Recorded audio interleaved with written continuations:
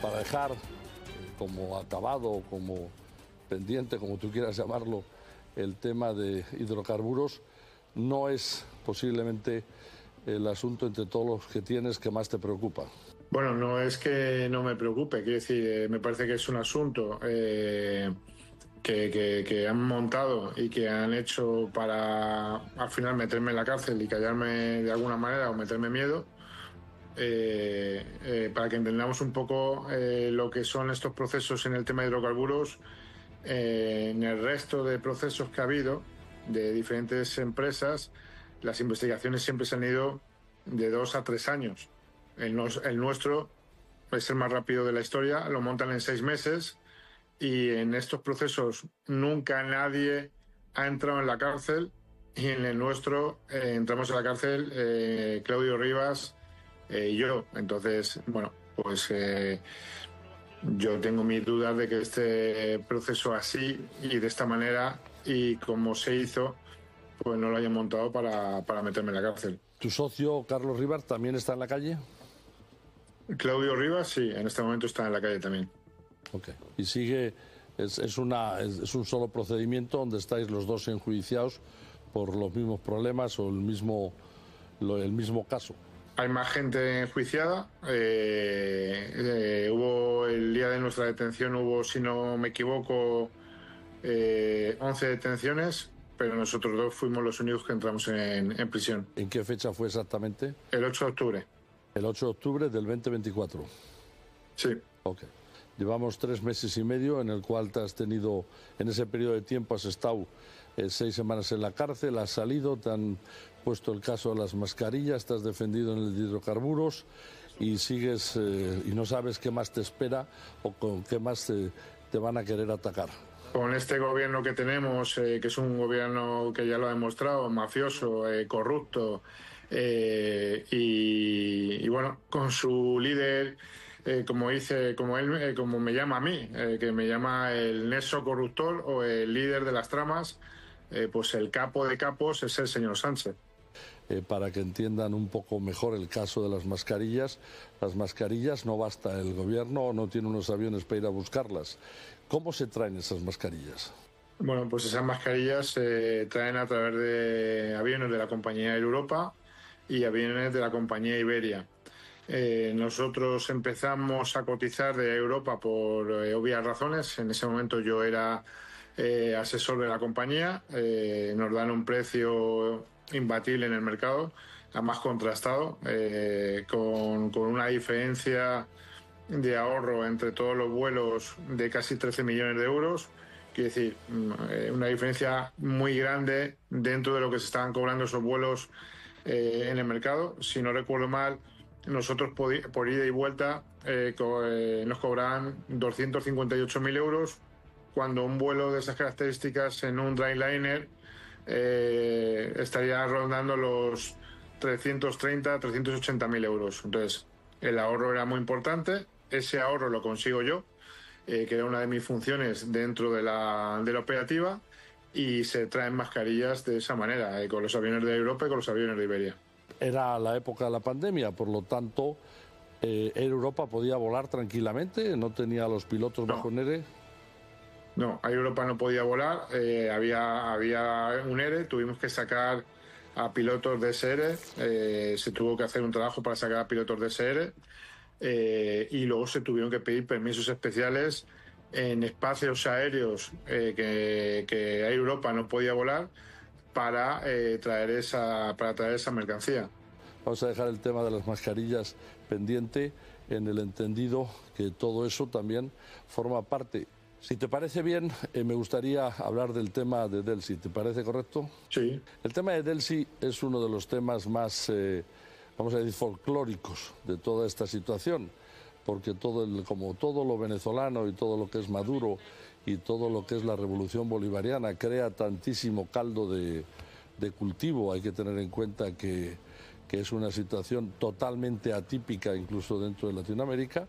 Eso ha creado una cantidad de confusión alrededor de este asunto que es verdaderamente tremenda. Es decir, ya todo el mundo sabe que había oro, ya todo el mundo sabe que había maletas, ya todo el mundo sabe que había dinero, ya todo el mundo sabe todo. Yo quisiera saber por qué Delcy Rodríguez iba a llegar a Madrid, en qué condiciones y cómo se organizó. Primero, vamos a aclarar una serie de cosas. No había oro, no había dinero, no había nada de lo que se ha especulado que había. Y vamos a desgranar esto, que creo que es importante, para que la gente lo sepa y entienda.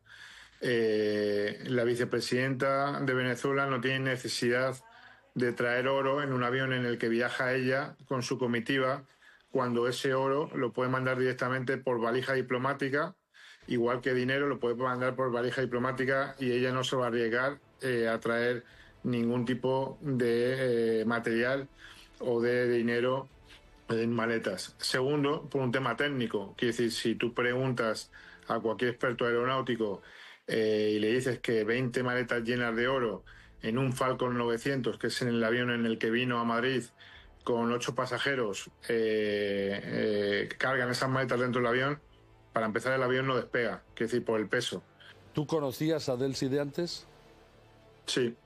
Bueno, yo tenía, digamos, un bagaje en Venezuela por temas de fútbol y por otros temas de negocios, y conocía a la vicepresidenta. Entonces, bueno, tenía una relación, digamos, personal y cordial con ella.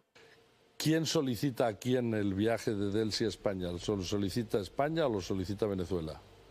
Lo solicita España, obviamente. ¿Quién te lo solicita a ti? ¿Quién te lo pide? A mí me lo pide Ábalos, pero por petición del presidente del gobierno. ¿Con qué intención? ¿Tú entiendes con qué intención era? Ellos te dicen que si ella puede venir o si puede venir un representante del gobierno venezolano, ¿cuál es lo...? Bueno, ellos me dicen que sí puede venir ella. Al final ella tiene un peso importantísimo en Venezuela, que decía, al final es la segunda de Maduro, la vicepresidenta primera, y es alguien muy importante en el país, igual que es de la total confianza del presidente. Obviamente tenía que venir alguien de peso para tener las reuniones que se iban a tener, y para, bueno, pues digamos, España ofrecer una serie de cosas que tenían que ofrecer o que querían ofrecer, digamos, por los desplantes y por el engaño que había habido meses atrás, pues con esos acercamientos a Guaidó, diciendo que Guaidó, nombrando a Guaidó como presidente interino de Venezuela en el Congreso, luego que no. Bueno, pues una serie de juegos sucios que hizo España, en el que estuvo a punto de cargarse lo que realmente les importa, que da la relación con el presidente Maduro y con el gobierno de Maduro. Que yo creo que es mucho más fácil decir las cosas claras, y decir que por intereses, que eso es lícito, a España le interesa tener relaciones con el presidente Maduro, y que no reconocían a Guaidó, que haber hecho todo lo que hicieron para reconocer a Guaidó y luego quedar como quedaron, el no reconociendo otra vez a Guaidó en el Congreso de los Diputados. Ellos, sabiendo de mi relación que yo tenía con Delcy, ellos me empoderan más con Delcy, diciéndole que yo soy la persona, digamos, idónea para negociar una serie de cuestiones del gobierno de España.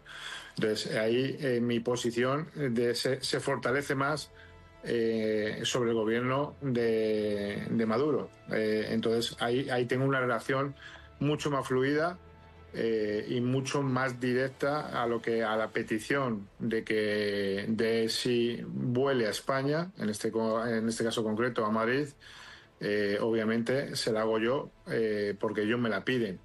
Ella avisa un mes antes de que tiene unas sanciones y que ella no puede aterrizar en Madrid, a lo que el gobierno de España, en este caso Ábalos concretamente, con instrucciones, pero Ábalos, porque era el que hablaba con ella directamente, le dice que no se preocupe, que su llegada está programada y que no va a tener ningún tipo de problema. Tú negocias, hablas con ella en representación que te da Ábalos, en representación del gobierno español, por decir en cierto modo, ¿correcto? Okay. Así es. Entre esos asuntos, ¿tú puedes aclarar cuáles serían los asuntos más importantes? Bueno, entre ellos estaba el pollo Carvajal, es decir, la extradición del pollo Carvajal o la entrega del pollo Carvajal de España a Venezuela. Bueno, luego había otros temas. Aclaramos, el Pollo Carvajal era el jefe de seguridad y el todopoderoso de la seguridad de Maduro, y el Pollo Carvajal se escapa a España, donde la Audiencia Nacional lo cita, él está escondido hasta que lo acaban deteniendo y en un momento dado se empieza un trámite o un proceso para ver si se le extraditaba a Estados Unidos, quien lo solicitaba, y en ese caso aparece Delcy, Venezuela, que lo que quiere es que se le devuelva a Venezuela, ¿correcto? Así es. Bueno, vamos a una pausa y seguimos ahora mismo. ¿Ese podría ser el tema de más importancia para Delcy o había otros temas de semejante importancia por la que desplazarse hasta aquí, hasta España? Bueno, yo creo que ese era uno de los temas más importantes y, bueno, luego temas de, digamos, de seguridad y temas de interior y algún tema con Indra también importante. Había una agenda. ¿Quién elaboró esa agenda? Bueno, esa agenda la elaboramos entre las tres partes y cuando digo tres partes es la vicepresidenta, obviamente, el gobierno español y yo, que era un poco el que, digamos, el que iba cuadrando la agenda con unos y con otros. Siempre esa agenda se cuadraba, obviamente, con antelación y por medio de Koldo García, que era el que llamaba directamente al ministro o ministra o jefe de gabinete de cada ministro o ministra. Cuando hablas jefe de gabinete, ministro o ministra, ¿a qué ministro te refieres? ¿Al de Ábalos y alguno más? Bueno, había varios. Estaba Illa, Santiago, vamos a precisar, Ábalos, obviamente. Santiago Illa, que ahora es presidente de la Unidad de Cataluña, que en ese momento era el ministro de Salubridad o de Sanidad. ¿Estaba quién más? Estaba Marlaska. Marlaska, el equivalente al ministro del Interior de España. Ministro del Interior. Estaba María Jesús Montero, Hacienda. María Jesús Montero es ni más ni menos que actualmente la primera vicepresidenta del Gobierno y secretaria de Hacienda. El presidente, obviamente, Pedro Sánchez. Pedro Sánchez estaba directamente involucrado en el conocimiento de la agenda, de lo que se iba a tratar, y él iba a asistir. Bueno, aparte de estar totalmente indicado y estar totalmente informado, sabía perfectamente desde el minuto uno, digamos, la venida o el viaje de la vicepresidenta a España. Eso se cuadra y en un momento determinado ella dice que ella puede estar en Madrid en tal fecha. Sí, se organiza el viaje, concretamos una fecha y bueno, y esa fecha, 19 de enero de 2020. Es dos meses antes justo de que explote la pandemia, ¿no? A mí me vuelve a repetir que si están conscientes, no, que si tienen claro que ella está sancionada, que tiene una sanción en Europa, que ella no puede viajar y que si todo va a estar correcto para viajar, que por favor vuelva a preguntar. Y en ese momento le digo, mira, yo creo que es mucho más sencillo que preguntar, que el ministro Ábalos te llame y te confirme. A lo que yo me voy esa tarde a casa del ministro para hablar con él, y desde un teléfono que teníamos el ministro la llama y la confirma que no hay absolutamente ningún problema, que todos los estamentos en España están organizados para la llegada de ella. Pero a mí lo que me parece grave de esto, Carlos, no es eso. Me parece grave por lo que han dicho, digo, no porque no supieran, no tuvieran conocimiento, sino por lo que han dicho, que todos han dicho, tanto el presidente como el ministro, como otra serie de gente del partido, que no sabían que Delcy estaba sancionada. Hombre, es muy grave. Quiere decir que el presidente no lo sepa, bueno, puedo admitirlo, pero que no lo sepa un asesor, que no lo sepa alguien de interior, que no lo sepa alguien de exteriores, que también está informado de exteriores. No lo sabía nadie que estaba sancionada y se enteraron a 2 horas de llegar el avión. Bueno, hay que hacer parece que reírse de la gente. Bueno, pero hay que hacer una aclaración, porque da la impresión de que quien estaba sancionada era Delcy, no es Delcy, estaba sancionada todas las autoridades del gobierno de Maduro. A pesar de eso, desde la casa de Ábalos le dan el ok y ella despega desde Dubái, me parece. ¿Desde dónde despega? No, ella despega desde Caracas. De Caracas va a Turquía, si no me equivoco, y de Turquía viene a Madrid. 2 horas antes de llegar el avión me dicen que no puede aterrizar, que torre de control del aeropuerto, el avión ha pedido proximidad, que ha entregado la lista de pasajeros y que han visto que en el avión viene una persona que tiene orden de arresto. Entonces le digo a Coldo que si estamos de broma, que es que eso ya estaba más que avisado y que cómo es posible que me esté diciendo tal barbaridad. Le digo que yo no voy a llamar al avión, que yo no pienso decirle a Delsi que se dé la vuelta, que es algo que tienen que hacer ellos y que tienen que dar a ellos la cara porque son ellos los que han cometido este gravísimo error y han metido la pata con la vicepresidenta. Entonces, al final, deciden que sí puede aterrizar el avión, ¿correcto? Sí, en ese momento hay un caos terrible en el que, bueno, pues Ábalos y Coldo estaban muy nerviosos, en el que cuando aterriza el avión empiezan a rodearlo de coches de Policía Nacional y de Guardia Civil, y en ese momento es cuando contacto con la vicepresidenta y, bueno, le digo lo que está sucediendo, a lo que ella muy tranquilamente me dice que, Víctor, esto no lo he hablado, dile al ministro que esto lo tiene que arreglar, sí o sí, y bueno, y que yo no me voy a bajar del avión y por supuesto a mí nadie en España me va a detener. Entonces, bueno, pues ahí se inicia un protocolo en el que Ábalos y yo salimos a la pista acompañados de policía y de Guardia Civil y somos los únicos que subimos al avión. Entonces, una vez que subimos al avión, pues Ábalos se sienta enfrente de ella, yo me siento al lado y ella le dice que qué está pasando, que no entiende nada, que se siente engañada y que cómo es posible que como el gobierno de España la ha metido en tal problema y en tal lío cuando ella ha avisado en varias ocasiones de su situación y de que no podía aterrizar en España y que el gobierno español había prometido que no iba a haber absolutamente ningún problema. Ábalos no sabe ni qué decir, no habla, se queda bloqueado. Ya le dice que no va a bajar del avión y que si baja del avión no va a ser detenida, entonces que hagan lo que tengan que hacer. El ministro la intenta convencer para que el avión vuelva a salir. El avión no podía salir por diferentes cuestiones, una porque los pilotos y la tripulación se habían pasado de horas, que si tenían que tener un descanso obligatorio por ley, porque así lo dice las normas aéreas. Y bueno, y tenía que quedarse parado el avión una serie de horas ahí y ellos no iban a estar en el avión, tenían que descansar de alguna manera y aparte se iba a montar un conflicto diplomático importante. Entonces al final la vicepresidenta le dice que llame al presidente y que arregle esta situación o si no ella hará también lo que tenga que hacer y obviamente presentará la carta de invitación de España con el nombre de ella para demostrar que ella no ha cometido ningún delito y que si en este momento está metida en un problema es por culpa de alguna manera del gobierno español. Yo creo que hemos dejado un punto importante en la parte que corresponde a España.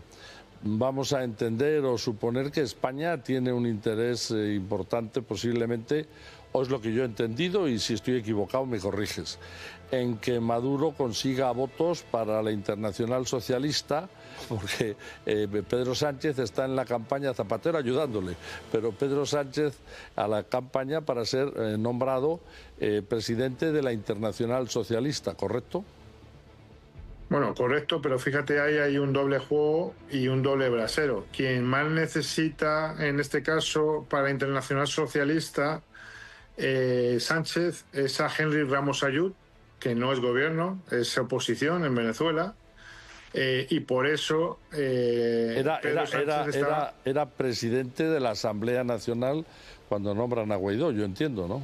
Estaba jugando a un doble juego, quiere decir, le interesaba estar con la oposición porque él tenía entre ceja y ceja ser presidente de la Internacional Socialista y le necesitaba a ellos, pero en este caso el gobierno Maduro no entró en ningún momento en el juego de darle al presidente Sánchez o ponerle en bandeja de plata a la Internacional Socialista.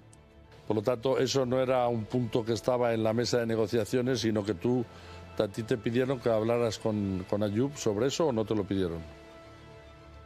Bueno, era una de las cosas que hablamos con Henry Ramos Ayud, sí. ¿Cuál es la solución que se toma? presidente le dice a Delsi que no se preocupe, que lo van a arreglar. En todo momento habla Ábalos con el presidente. Ok, y le dice lo que el presidente dice, se lo dice a Delsi dentro del avión, ¿no? Correcto. Eso es. Eso es. Entonces, bueno, pues se monta un protocolo, se organiza, digamos, una zona Schengen imaginaria, ¿vale? O un pasillo imaginario hasta llegar a la Terminal 1, que es la terminal ejecutiva, y ahí se le pone una sala VIP para ella y su comitiva, y bueno, y ahí nos quedamos toda la noche, porque el avión no podía salir de ninguna de las maneras.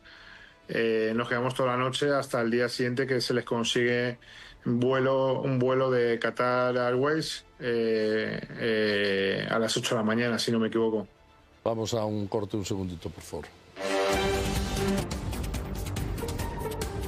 Vamos a decir que con todas estas aclaraciones hemos precisado la posición tuya y la posición en referencia a Delsi. A pesar de todo eso, tú mantienes una cordial relación con Delsi, ¿es así? Bueno, yo tengo en este momento, llevo ya tiempo sin hablar con ellos, no por nada en especial, pero bueno, todos sabemos la situación delicada en este momento de Venezuela, mi situación delicada. Creo que en este momento el poder hablar con ellos o el hablar con ellos casi es por mi parte ponerles en una posición incómoda, quiero decir, y en ningún momento quiero ponerles en una posición incómoda cuando sí tengo algo que decir, que tanto ella como el presidente conmigo se han portado siempre maravillosamente y me han cuidado increíble cuando he estado en su país. Una pregunta que se me convierte en absolutamente necesaria. ¿A ti te han embargado las cuentas? ¿Te tienen bloqueado? Y me tienen bloqueado absolutamente todo. No solamente me han embargado las cuentas, se han llevado mis vehículos, me han embargado las propiedades y bueno, pues en este momento si no fuera por amigos, conocidos y otra serie de ayudas, pues sinceramente no sé ni cómo podría estar pagando el recibo del agua y de la luz.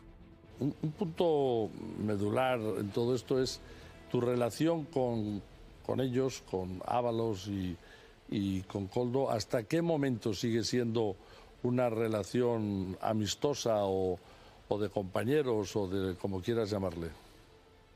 Bueno, esa relación empieza, digamos, a entorpecerse o, digamos, a quebrarse a partir de las mascarillas. A partir de que se empieza el negocio de las mascarillas, empieza a quebrarse esa relación bueno, pues al final, por la ansia de ganar más, por exigirme más, por casi, decirlo de alguna manera, chantajearme y decirme que si no lo hacía, pues iba a tener problemas, como luego los tuve con Hacienda, o iba a tener problemas que no me iban a dar más contratos.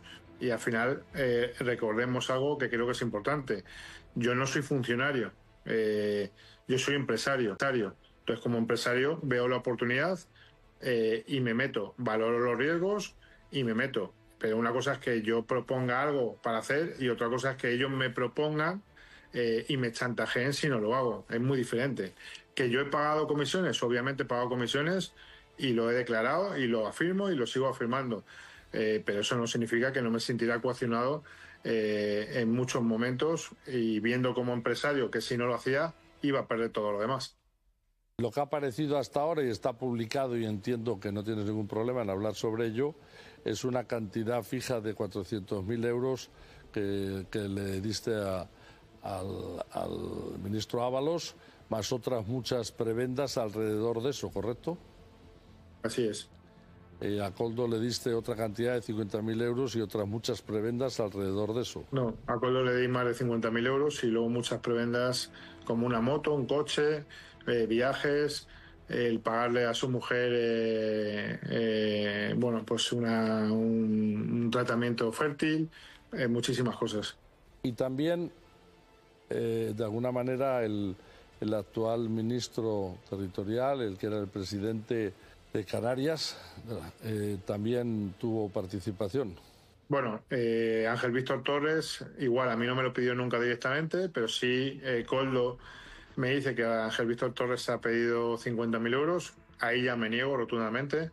Le digo que no, que le digo que ya es un cachondeo, le digo que este negocio no da para todo y que además que no está dentro de lo pactado y que no entiendo por qué tengo que darle a Ángel Víctor Torres cuando yo ya estoy dando lo que tengo que dar, tanto a él como a Ábalos, y que si ellos quieren darle algo a Ángel Víctor Torres, que se lo den de lo suyo.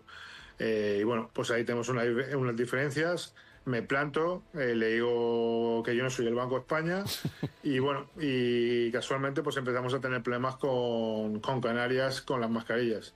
Si saltamos de ahí y pasamos al asunto del piso de la calle Atocha, sí aparece él de por medio de ese baile, ¿no?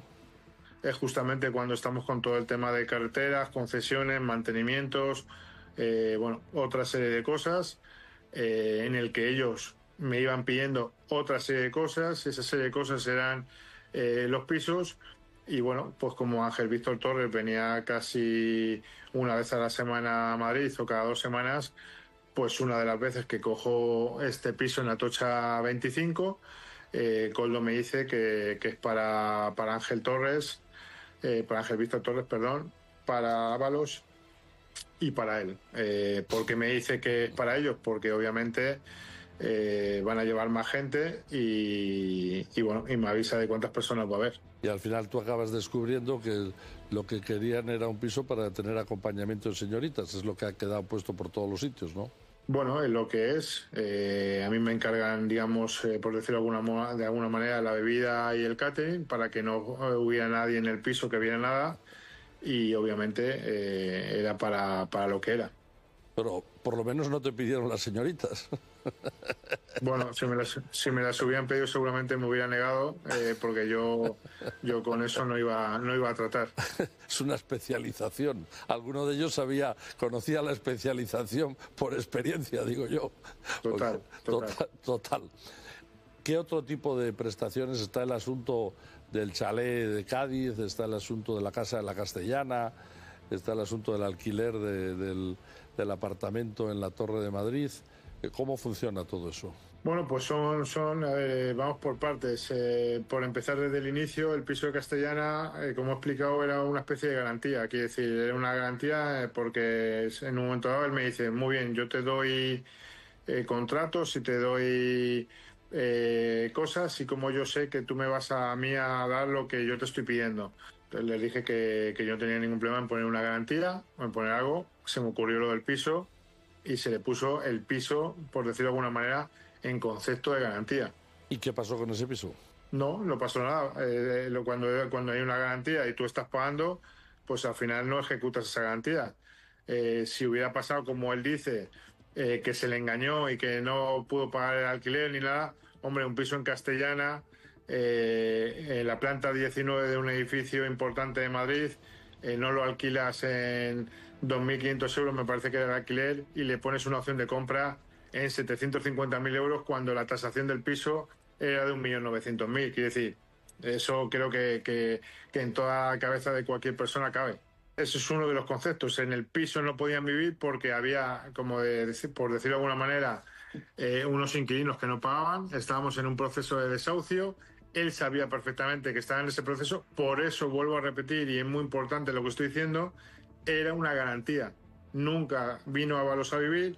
Él sabía perfectamente que este piso no se lo iba a quedar. En el único concepto que se lo hubiera quedado es que se hubieran entregado diferentes obras y no se lo hubiera pagado y hubiera ejecutado la opción de compra, pero no era el caso. Era una garantía que la palabra lo dice, garantía. Piso de Jessica, que en ese momento era la pareja actual de Ábalos, es una cosa más que se pide aparte del dinero entregado. Quiere decir, él pide que por favor paguemos el piso de su actual pareja, como concepto de lo que, bueno, pues se le está dando, se le está entregando, como buena fe por todo lo que ellos van a hacer o están haciendo, y están ayudando en conseguir esos contratos que tanto prometían y que decían. Y luego la casa de Cádiz, no tiene nada que ver con estos dos conceptos. Quiere decir, es verdad que la Casa de Cádiz se hace directamente con un contrato similar, por no decir igual, que el de la Castellana, pero en esa casa él sí paga renta, él sí pasa allí una estancia de no sé si 10 o 15 días con su familia y luego con otra gente, y sí la intención era comprar la casa, ¿vale?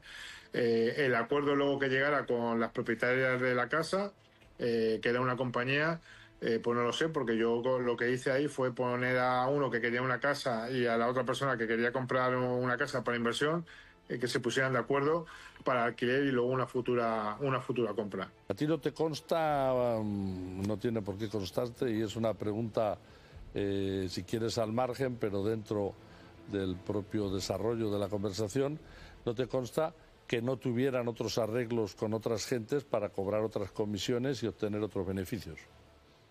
Tengo claro y me consta que tenía otros arreglos con otra gente y cobraban otras comisiones y otros beneficios por otro lado. Yo he dicho en varias ocasiones que había más de un Víctor de Aldama en el ministerio, pero en este caso no tan relacionado como yo a nivel internacional.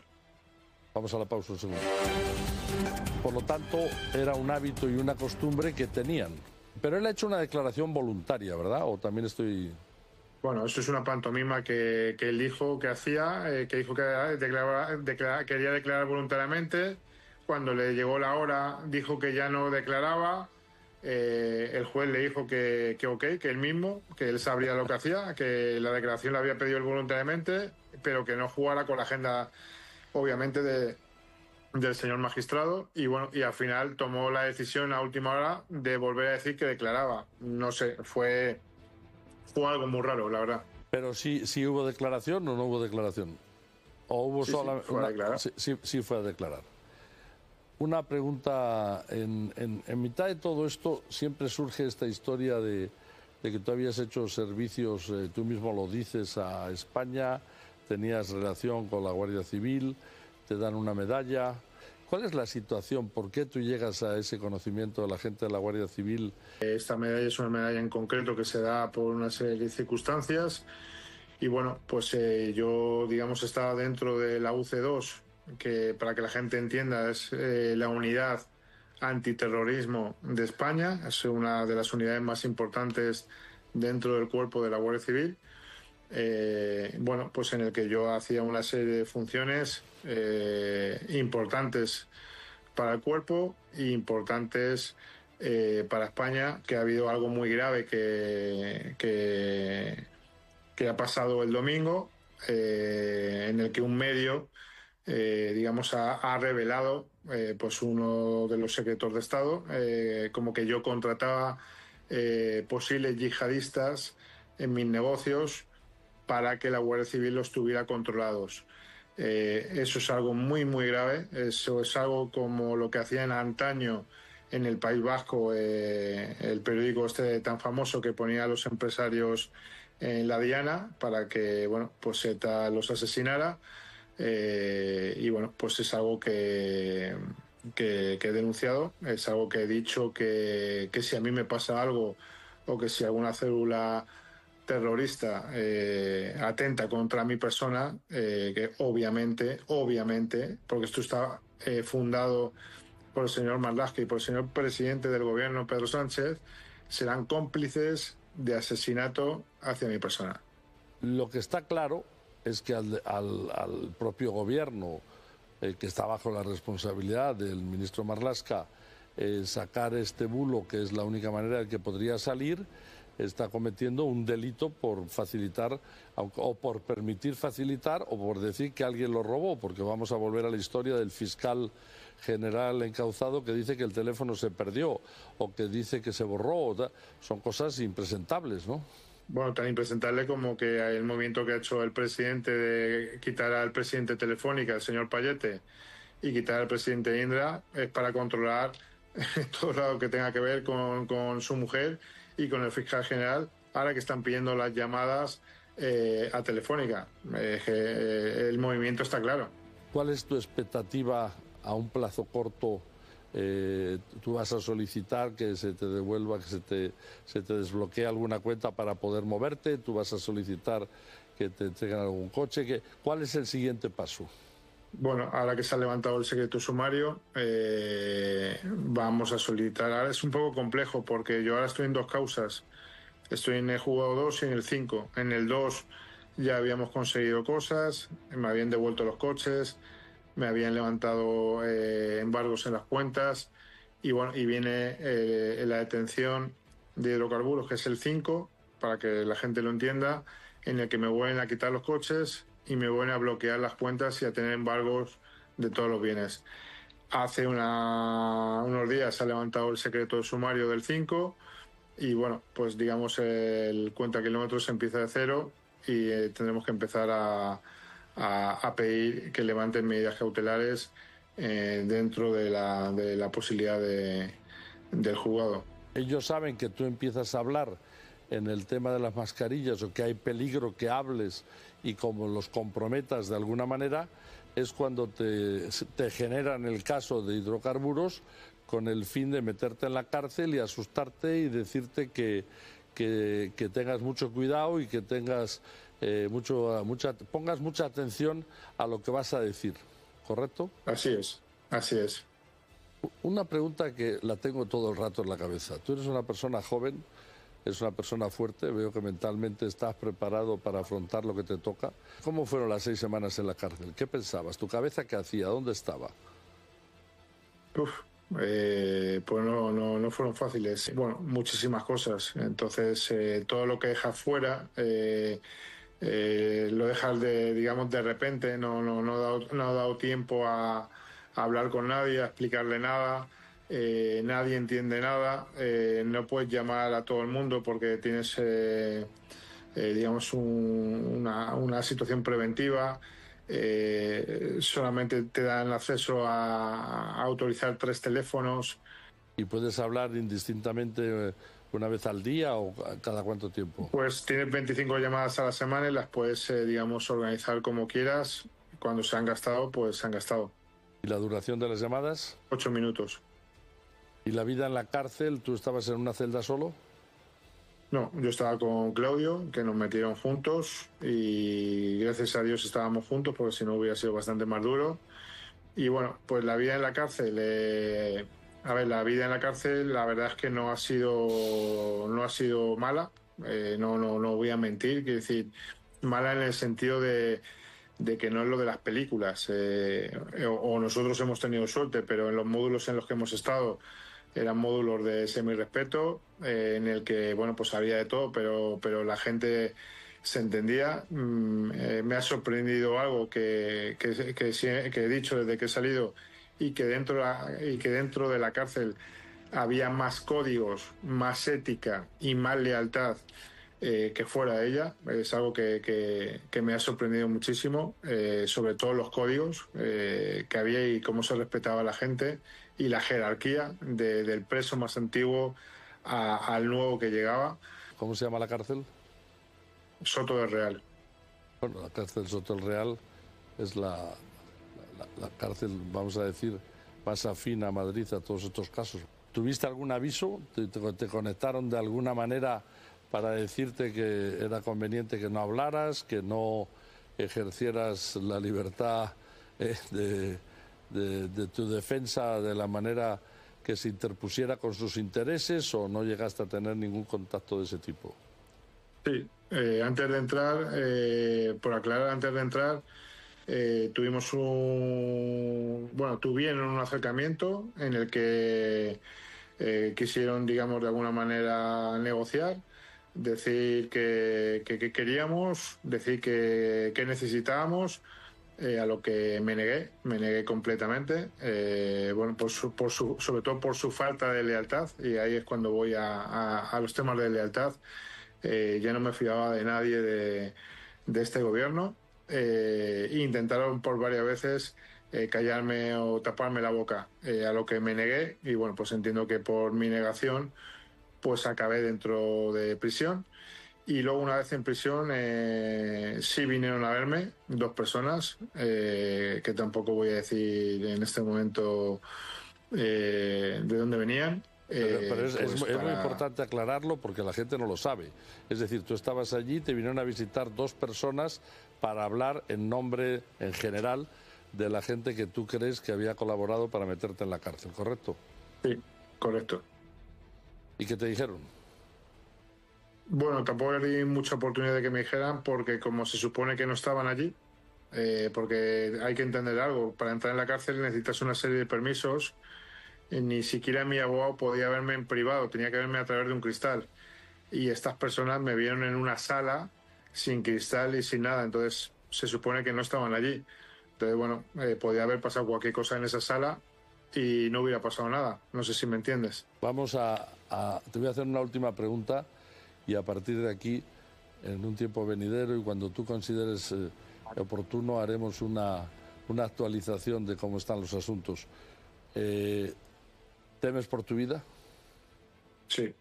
Estamos hablando de un gobierno que ya lo ha demostrado, que le da igual cualquier cosa, que por conseguir sus medios o su fin es capaz de cualquier cosa y sobre todo el presidente, que como he dicho en varias ocasiones, no es que haya mentido, es que ha mentido hasta a sus socios.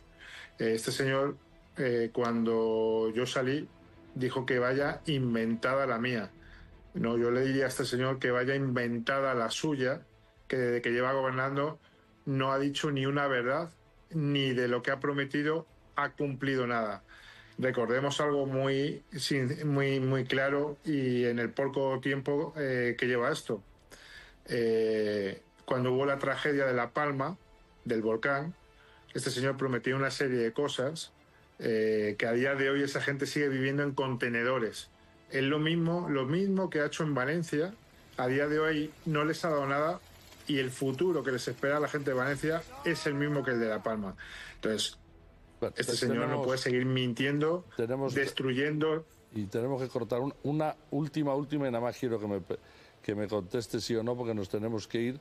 Víctor ha estado hasta muy altas horas de la madrugada haciendo esta entrevista, después de tener un día agitado con todas las otras cosas.